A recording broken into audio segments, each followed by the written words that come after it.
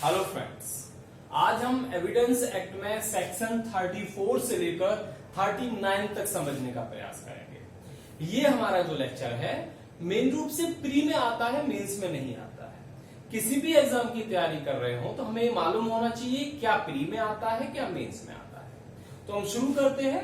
Section 34 से 38 को एक फॉर्मूले से पढ़ते हैं और 39 बाद में पढ़ते हैं। पर सेक्शन 34 से लेकर 38 तक एक फॉर्मूला है। क्या है? बीपी किसका? माल का। बीपी यानी कि बीपी ब्लड प्रेशर किसका? माल का ब्लड प्रेशर कैसा है। तो बस बीपी यानी कि बी से हमने बनाया बुक, और पी से बना पब्लिक रिकॉर्ड्स, और एम से बना मैप्स एंड प्लान्स यानी कि मैप्स, ए से बना एक्ट्स और एल से बना लॉ बुक्स।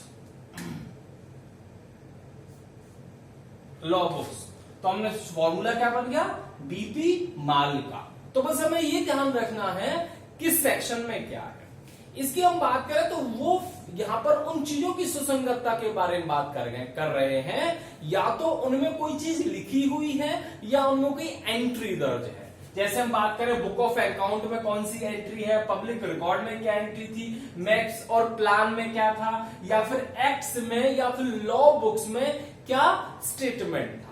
तो हम इन सेक्शनों में सेक्शन 34 से लेकर 38 तक उन एंट्री की, स्टेटमेंट की बात कर रहे हैं जो रेलिवेंट है। और कौन सा एंट्री है, स्टेटमेंट है जो बीपी माल में है, यानी कि book of accounts, public records, maps, acts and law books. हमने बस हल्का ब्लू कर दिया है, बस इसको फॉर्मूले से ध्यान रखना है किस सेक्शन में क्या है। आप चाहो तो एक बार रीड लगाना है बस बेयर एक्ट का, और कुछ ज्यादा हमें अंदर नहीं समझना है। तो इस तरीके से हमारा फॉर्मूले से तैयार होगा। नेक्स्ट सेक्शन हम समझते हैं सेक्शन 39 जो बात कर रहा है वो उसकी बात कर रहा है कि यदि हमें किसी स्टेटमेंट का एविडेंस देना है, कोई स्टेटमेंट है और उस स्टेटमेंट का एविडेंस देना है, तो स्टेटमेंट जो स्टेटमेंट है वो इस प्रकृति का है तो बहुत बड़ा है। जैसे कि स्टेटमेंट किसका भाग है? किसी लॉन्ग स्टेटमेंट का भाग है कोई स्टेटमेंट, या कन्वर्सेशन, बहुत सारा कन्वर्सेशन हुए तो इसका कोई भाग है, या फिर डॉक्यूमेंट का भाग है, या किसी बुक का भाग है, इलेक्ट्रॉनिक रिकॉर्ड का भाग है, या फिर और किसी चीज का भाग है। अब प्रश्न ये उठता है कि इतनी सारी चीजें हैं, किसी चीज को समझने के लिए, केस को समझने के लिए, परिस्थिति को समझने के लिए, तो उस स्टेटमेंट का कितना स्टेटमेंट का हम एविडेंस दे सकते हैं।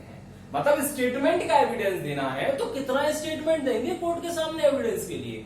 तो इसके लिए वो सिंपल सा फॉर्मूला है कि कितना देंगे, जितना कोर्ट उचित लगे, जितना युक्तिक समझे, नेसेसरी समझे, उस सारे केस को, परिस्थितियों को समझने के लिए। बस सिंपल सा फॉर्मूला। तो यही लिखा हुआ सेक्शन 39 की जो टॉपिक है, how much of statement is to be prove, मतलब उस स्टेटमेंट का कितना साबित करना है। How much of statement is to be prove, कितना साबित करेंगे उस स्टेटमेंट का, और यदि वो स्टेटमेंट किसका पार्ट है, लॉन्ग स्टेटमेंट का, कन्वर्सेशन का, डॉक्यूमेंट का, बुक का, इलेक्ट्रॉनिक रिकॉर्ड का, लेटर का, एक्सेट्रा का, तो evidence of statement is to be given. और हमें जो एविडेंस देना है उस स्टेटमेंट का देना है, तो कितना देंगे, हाउ मच। तो आंसर लिखा है कोर्ट कंसीडर्स नेसेसरी, जिसको कोर्ट नेसेसरी समझता है, आवश्यक समझता है उस केस और परिस्थिति को समझने के लिए। तो सेक्शन 39 बहुत सिंपल, स्टेटमेंट का कितना भाग देंगे, कितना साबित किया जाएगा साक्ष्य के रूप में, तो जितना न्यायालय आवश्यक समझता है। बस मैंने ब्लू कलर में अंडरलाइन करनी है, इतना पढ़ना और कुछ नहीं पढ़ना।